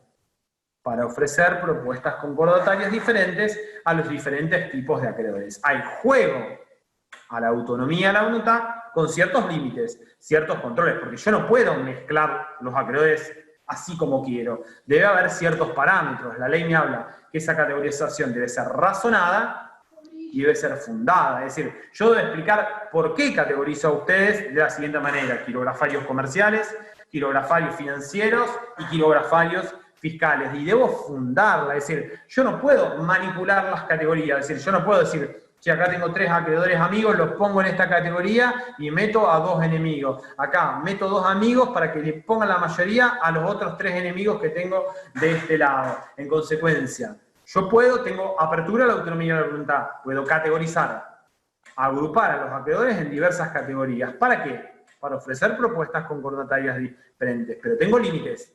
Esa propuesta debe ser fundada y debe ser razonable. Debo explicar por qué categorizo así y no debe ser abusiva, no debe ser discriminatoria, no debe ser perjudicial para los acreedores. Instituto que en su momento dijo, cuando salió la ley, se planteó, esto implica la muerte de la par condicio creditorium. Algunos autores, allá en el 95, medio que muy aferrados a esas interpretaciones tan afín, tan apegados a los principios generales de derecho concursal, marcaron su resquemor a esto de la categorización. Pero no, hoy nadie duda de que es una forma de ver ayornada la par condicio creditorium a la realidad de nuestro tiempo. Tiene que ver con ese redimensionamiento de los principios generales del derecho concursal que habla Julio César Rivera. En su momento también mucho se debatió si la categorización era facultativa o obligatoria, es decir, hay obligación de categorizar. Algunos autores, como José Antonio Iglesias, Pablo Barbieri, dijeron, es obligatoria la categorización. Hoy nadie piensa que la categorización es obligatoria. La mayoría de la doctrina rápidamente entendió que la categorización es una potestad o una facultad que va a tener el deudor, porque en definitiva tiende a facilitarle el acuerdo del deudor con sus acreedores. La mejor argumentación para decir que la categorización no es obligatoria es ver que la ley concursal no establece ninguna sanción si el deudor no categoriza. En todo caso, si yo no categorizo, ¿qué pierdo? La posibilidad de ofrecer propuestas concordatarias diferentes. Es decir, trataré a todo el pasivo de manera unificada. Es decir, es una cuestión de estrategia concursal. Ahora que, recordando las jornadas que el doctor Ciro Caldani el fin de mes va a hacer sobre estrategia jurídica. Bueno, el proceso concursal tiene mucho de estrategia, y acá se ve una estrategia, es decir, la suerte del concurso preventivo también depende del estratega, del abogado concursalista, de la estrategia que trace, es decir, che, me conviene ir con un pasivo todo unificado, o agrupo a los acreedores en distinta categoría. Categorización, que yo la puedo mantener hasta el momento de la audiencia informativa, ahí puedo renunciar a la categorización. Será una decisión de estrategia concursal, pero en definitiva, apertura de la autonomía de la voluntad, que se da cuando, en 1995, una ley de una economía de mercado, una ley que ascribe a la filosofía voluntarista o privatista. Apertura de la autonomía de la voluntad con ciertos límites. la propuesta de categorización debe ser fundada y razonable. Y después otros límites se pusieron la jurisprudencia. Eliminó lo que se denominaba propuesta residual. Esto ya no se discute más, pero cuando allá en el 95 salió la ley, los primeros años, ¿qué hicieron los abogados? Hacían las categorías, ponían a categorías de kilografarios, fines fiscales, pongamos, kilografarios comerciales y resto de kilografarios. Esos restos de kilografarios, ¿qué iban? Iban dos amigos que le imponían la propuesta al resto de los acreedores y era una propuesta totalmente desventajosa. En consecuencia, esto los jueces fueron limitando y dijeron, esto no es razonable, esta propuesta de tipo residual. En muchos casos, aplicando el límite anterior, en que nunca van a homologar una propuesta abusiva o en fraude a la ley, derechamente dispusieron la no homologación de estos acuerdos. Recuerdo un caso de Bahía Blanca del juez Carlos Emilio Rivicini, que era Galaxy 2000, en la cual el acreedor, a la mayoría de los acreedores le pagaba el 97%, al 97% del pasivo le pagaba, supongamos, a los 90 días de homologado el acuerdo preventivo. Y al 3% lo había metido en una propuesta residual y le pagaba en 20 años. El juez dijo, bueno, pero si usted está ofreciendo pagar al 97% del pasivo, a los 90 días homologados, usted nunca estuvo en cesación de pago como para solicitar el concurso preventivo. Directamente no solo que no homologó, sino que volvió a foja cero y revocó la sentencia de apertura del concurso preventivo. Vemos apertura, categorización, con los límites que le impone la ley y los límites que le impone la jurisprudencia. ¿Dónde más vemos apertura? Y en la libertad de la propuesta. Esto, la ley...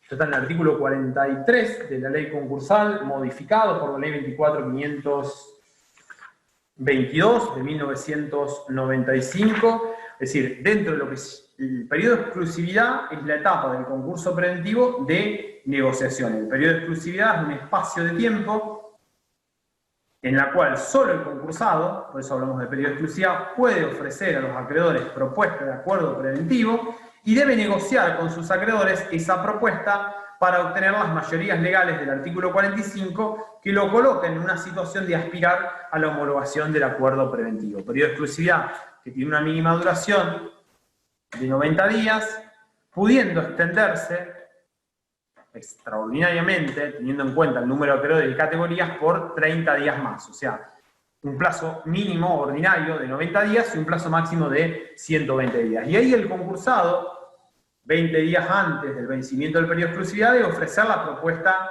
de acuerdo preventivo. Y la ley, a la hora de ofrecer la propuesta de acuerdo preventivo, le ha dado innumerable un menú de propuesta, una amplitud de propuesta. En el 95 claramente acá se ve el juego de la autonomía de la voluntad. ¿Qué puede consistir esta propuesta? Pueden consistir en quita, dice, espera o ambas, entrega de bienes a los acreedores, constitución de sociedad con los acreedores quirografarios, en la que estos tengan la calidad de socios, reorganización de la sociedad deudora, administración de todos o parte de los bienes en interés de los acreedores, emisión de obligaciones negociables o debentures, emisión de bonos convertibles en acciones, constitución de garantías sobre bienes de terceros, sección de acciones de otras sociedades, capitalización de créditos, inclusive de acreedores laborales, en acciones o en un programa de propiedad participada o cualquier otro acuerdo que obtenga la conformidad suficiente dentro de cada categoría. Es decir, de manera meramente ejemplificativa, de manera no taxativa,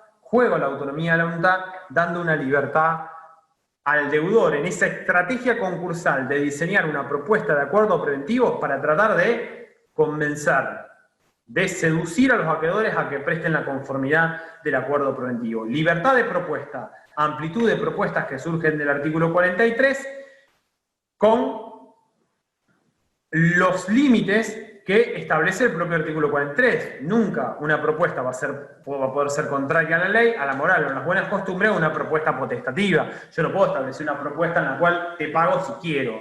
Es decir, tengo libertad con los límites que establece el propio artículo 43. Acá nuevamente se ve el juego de la autonomía de la voluntad. Si bien en la práctica concursal todos vamos a ver que en la mayoría de los casos las propuestas se reducen a dos: a quita o a espera. Esta libertad de propuesta fue mucho más allá en el año 2002, con la 25.563, esa ley de emergencia que yo dije que duró 3 meses, la única norma que sobrevivió fue la modificación al artículo 43, que estableció el límite de quita, es decir, tradicionalmente en la legislación concursal argentina se establecía que cuando yo ofrecía una quita, esa quita nunca podía perforar el 40%. Había un piso mínimo que yo le tenía que pagar. Lo máximo que podía obtener de quita era el 60%, pero sí tenía que asegurar sí o sí ese 40%. Esto se eliminó en el 2002 con la 25.563. Hoy yo puedo ofrecer una propuesta con una quita que supere ese 40%. Total, el control lo va a tener el juez en qué oportunidad. Al momento de homologar, es decir, así como se eliminó el límite, el piso para la quita, se le puso el control al juez al momento de la homologación. Nunca el juez va a poder homologar una propuesta que sea abusiva o en fraude a la ley. Es decir, podés hacer una quita que perfore ese 40%. Más autonomía, la voluntad, facilitar la negociación entre el deudor y el acreedor. Pero cuidado con lo que haces, porque el juez tiene el control de que nunca va a homologar una propuesta que sea abusiva o en fraude a la ley en los términos del artículo 52, inciso 4. También en torno a la propuesta, otro tema que hoy también se plantea y que puede tener juego de la autonomía, propio del juego de la autonomía, la voluntad de la propuesta de acuerdo preventivo. ¿Puede haber una propuesta liquidativa? ¿Puede el concursado proponer que se designe un martillero para liquidar el patrimonio y así pagar a sus acreedores? Esto se discutió en algún momento, se decía no, porque precisamente el concurso preventivo lo que trata de evitar es la liquidación.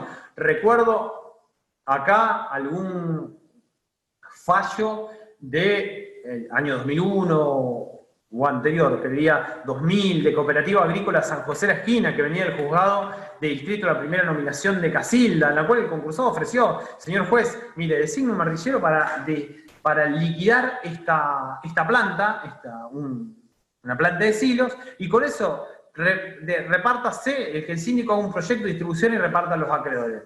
El juez de primera instancia negó esa homologación porque decía, esto va contrario a los fines del concurso preventivo. El concurso preventivo es la reorganización, trata de evitar la liquidación, es un contrasentido. Posteriormente, la Cámara Civil y Comercial de Rosario revocó esa decisión. Hoy esto es mucho más trabajado en la autoridad y la autoridad no ve obstáculo para que pueda armarse una propuesta liquidativa en la cual se liquide todo o parte del patrimonio del deudor que está en concurso preventivo.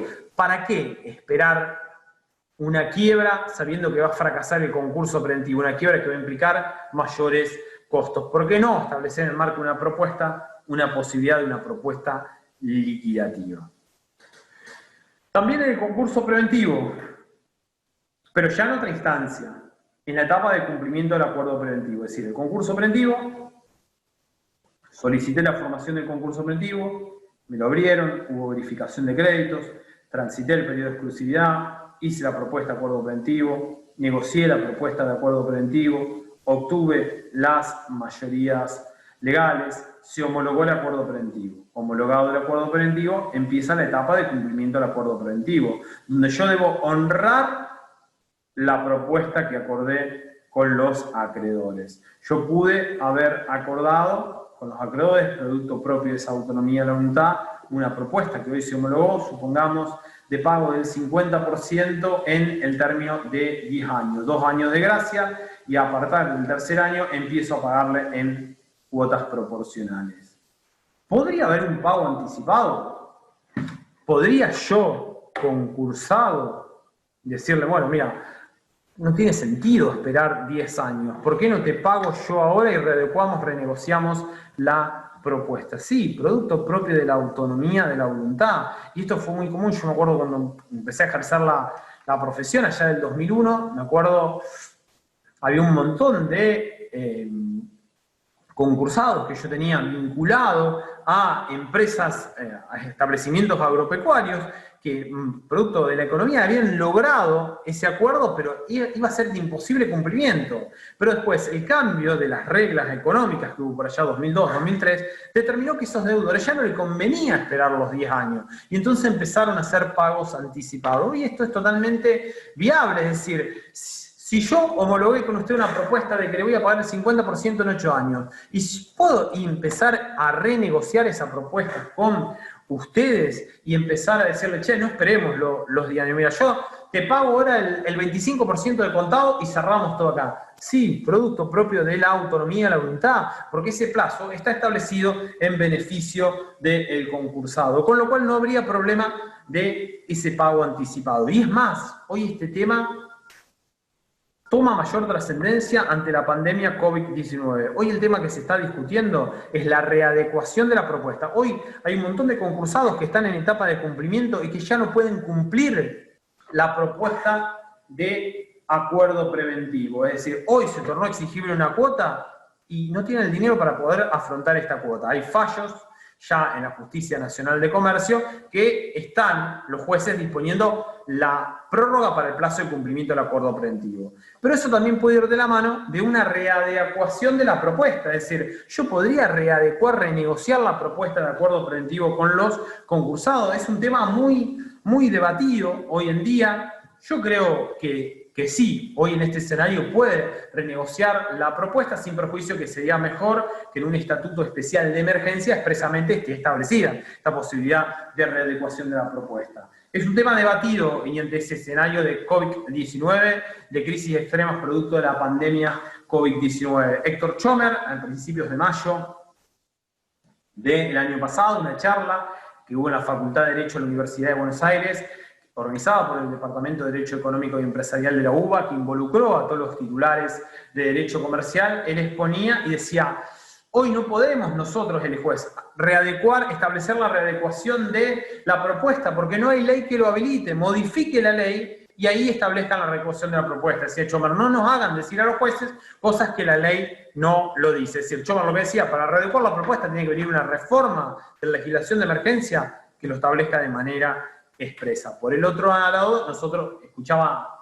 una semana después a Juan Anich en una charla que dio aquí en la Facultad de Derecho, en el marco de la carrera de especialización de Derecho Empresario, que él decía, está la posibilidad de readecuación de la propuesta. ¿Cuándo? En el artículo 63, cuando habla de la quiebra por incumplimiento del acuerdo preventivo. Cuando se presenta un acreedor y denuncia el incumplimiento del acuerdo preventivo, ahí cuando se le corre traslado al concursado ese pedido de quiebra indirecta, formulado por el acreedor que está denunciando el incumplimiento del acuerdo preventivo, bueno, podría salir con una readecuación de la propuesta. Yo creo que hoy en día la posibilidad está, sin perjuicio, reitero, que creo que es inminente y necesario un estatuto especial de emergencia para enfrentar la pandemia COVID-19 y que en consecuencia debe establecerse expresamente esta facultad. Pero acá, la readecuación de la propuesta es producto propio del juego de una autonomía de la voluntad. Hoy, en España, esto está expresamente establecido, este Real Decreto 16/2020 establece la posibilidad que el concursado pueda readecuar la propuesta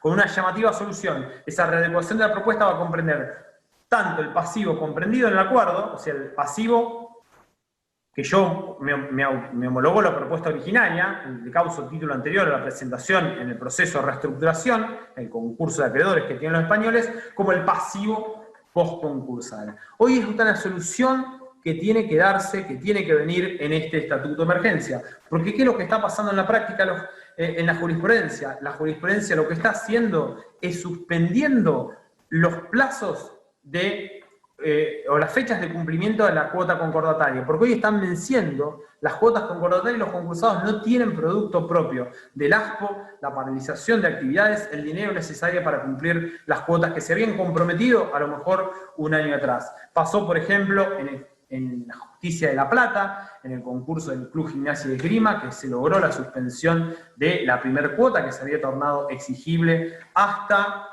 el 31 de diciembre del año pasado. La semana pasada, un fallo del Juzgado Nacional de Comercio número 20, Pedro Petinari, sobre concurso preventivo, en la cual el concursado por vía incidental habría interpuesto un pedido de readecuación de la propuesta, y el juez dijo, bueno, hasta tanto se resuelva este incidente, suspendamos el plazo de cumplimiento del acuerdo preventivo. Readecuación de la propuesta, mirada hacia una apertura, hacia la autonomía de la voluntad.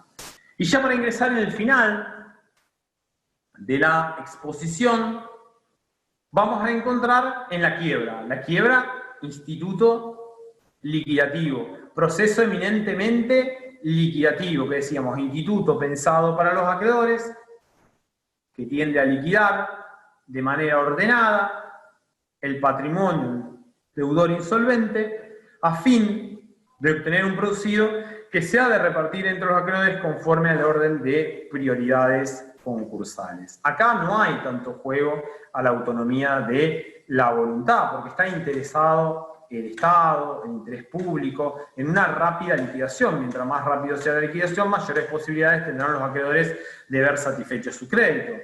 Por eso la ley, cuando regula la liquidación, establece taxativamente las formas de liquidación. Es decir, no hay libertad en la liquidación. La ley establece las formas en las cuales y los plazos en los cuales se va a llevar a cabo esa liquidación. Ahí claramente la finalidad liquidativa impone límites a la autonomía de la voluntad. Límites a la autonomía de la voluntad, y relacionándolos con lo que hablábamos al comienzo de esta mañana, donde en el régimen de privilegios concursales. Los privilegios surgen de la ley. El artículo 25,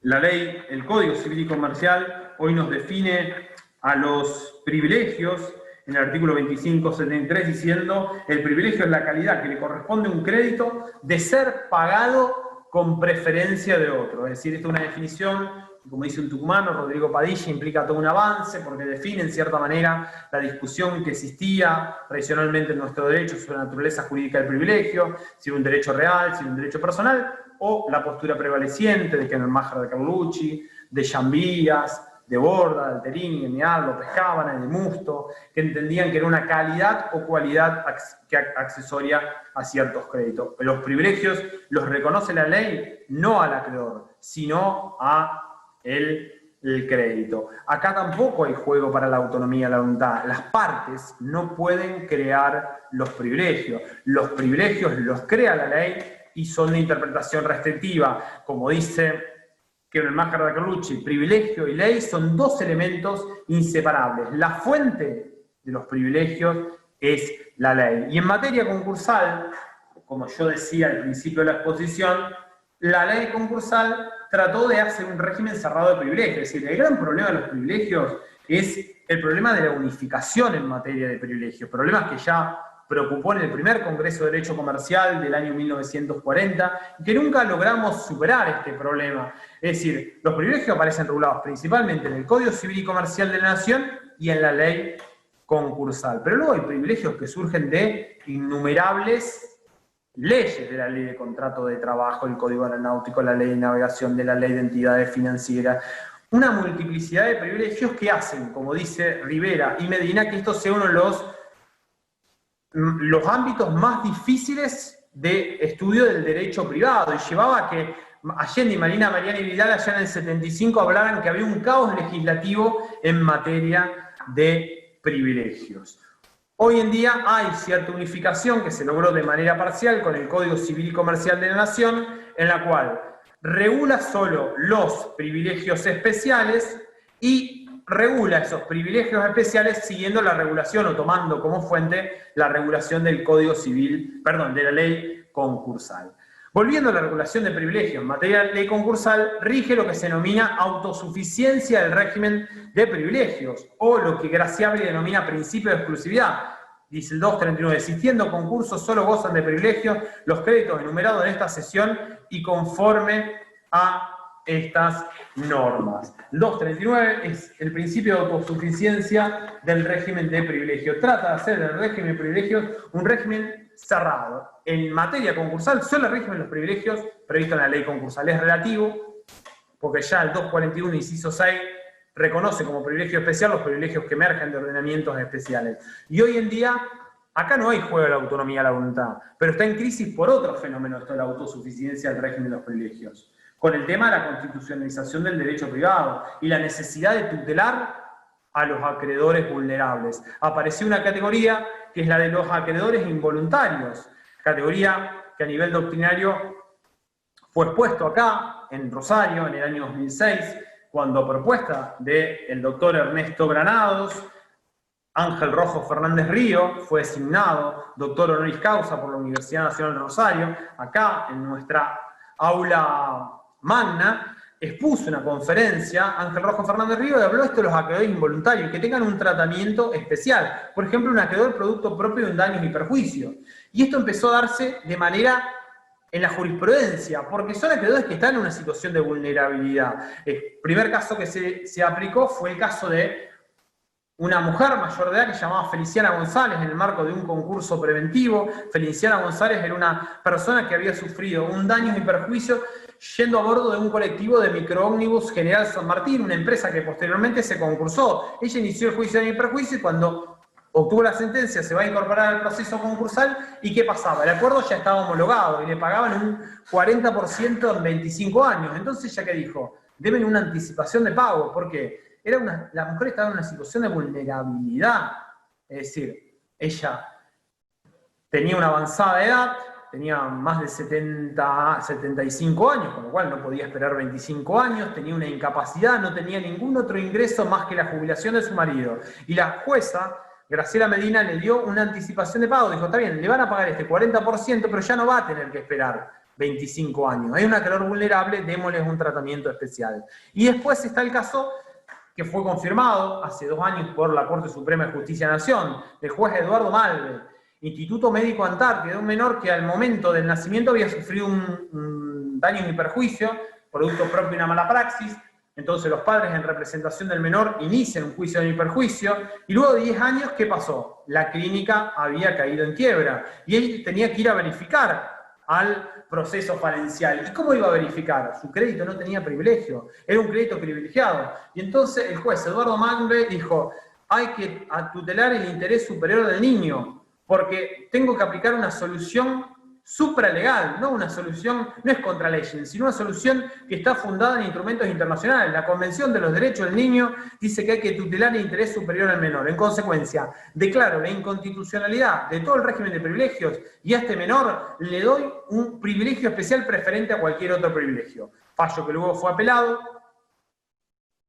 y la Sala A de la Cámara Nacional de Comercio revocó la decisión de Malve, pero posteriormente la Corte Suprema de Justicia de la Nación, en marzo del 2018, con el voto integrado de Graciela Medina como conjuez, Rosenkraft salió porque había intervenido en la causa, confirma en cierta manera la decisión del juez de primera instancia otorgando un privilegio especial, diciendo hay que atender a convenciones internacionales de protección de las personas con discapacidad y la Convención Internacional de los Derechos del Niño. En definitiva, son soluciones propias del derecho concursal que hacen ver al derecho concursal con una mirada desde la teoría general del derecho, en este diálogo fuentes que habla Ricardo Lorenzetti. Vamos a escuchar voces que dicen, es una locura esto, cuestión que yo no comparto, porque bueno, dicen el régimen de privilegio es un régimen cerrado, genera inseguridad jurídica, y otras voces que comparto y que la he sostenido, que en definitiva hay que poner en sintonía el derecho concursal en el tiempo que vivimos, en este tiempo de un Estado convencional y constitucional de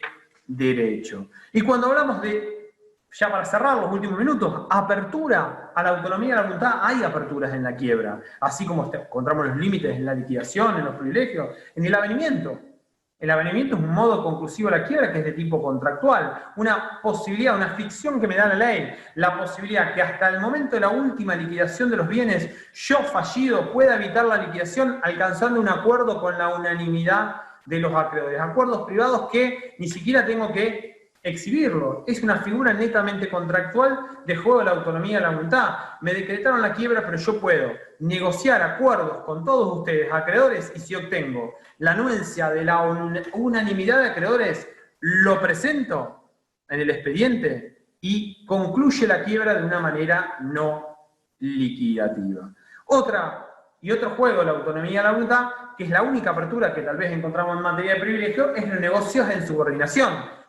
Los créditos subordinados son los últimos que ocupan el ranking de prioridades concursales. La subordinación puede tener la fuente legal, como decía, por ejemplo, la legislación española, que dice los créditos de personas vinculadas con el deudor son créditos subordinados, o puede ser producto de un acuerdo de subordinación, que el deudor acuerde con un acreedor determinado que ese crédito quede subordinado. Ese acuerdo de subordinación se va a respetar en marco de un proceso concursal. Quizás es uno de los pocos juegos que hay en una quiebra hacia la autonomía de la voluntad. En definitiva, para concluir, vemos lo que decía al principio, mayor juego de la autonomía de la voluntad en la reestructuración por sobre la liquidación. Y en los últimos tiempos, apertura de la autonomía de la voluntad, principalmente a partir de un predominio de las corrientes privatistas o voluntaristas que tuvieron cierta preferencia en nuestro país hasta la reforma de la ley 25.589, que en cierta manera vuelve a poner un equilibrio entre el publicismo y el privatismo. Bueno, nada más, si me quedo abierto si quieren alguna consulta o alguna pregunta. Le hago una pregunta, doctor.